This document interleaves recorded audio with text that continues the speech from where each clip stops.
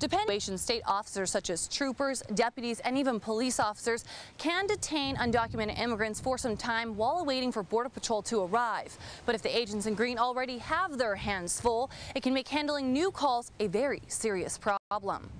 Hidalgo County Precinct 3 stretches 50 miles across the U.S.-Mexico border. Only 16 constables are assigned to patrol the area. We have million-dollar subdivisions up to middle class to the lower class colonias, and then further north we have rural farmland and ranch lands. And there's not anybody that's not being affected by this. Sergeant Dan Bills is referring to the immigration surge the Rio Grande Valley has seen the last couple of weeks, where many, mostly women and children, are surrendering themselves to Border Patrol. Precinct 3 and other local law enforcement agencies are doing what they can to help work with agents, but it hasn't been an easy task. Border Patrol is overwhelmed, and they can't address, it seems like they can't address their previous functions because of the number, mass volumes of people coming in. It's almost like a nonviolent invasion. But don't be fooled.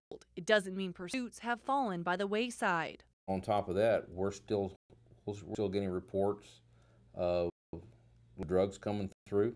As bailouts are still happening in Precinct 3, not long ago, a car headed up north led his deputy on a pursuit that ended with 10 undocumented immigrants bailing out. He managed to detain 8 of the immigrants along with the driver, who had $1,200 in cash. Typically, this type of case would be handed over to Border Patrol so they could prosecute the case federally for smuggling. But because the overwhelming number of people that they have everywhere else, it's just not happening like it used to. So the constable's office filed state charges of evading arrest and human smuggling against the driver, who turned out to be an undocumented Mexican national. And Sergeant Broyle says that only adds to the caseload for the local district attorney's office. It's a domino effect, and it's going to affect everybody in this country. Sergeant Broyle says this is not just a Texas problem, this is a nationwide problem. And while many of us are feeling the impact right now, a lot of these immigrants are looking to travel up to other states further up north, meaning those cities will feel the impact later on.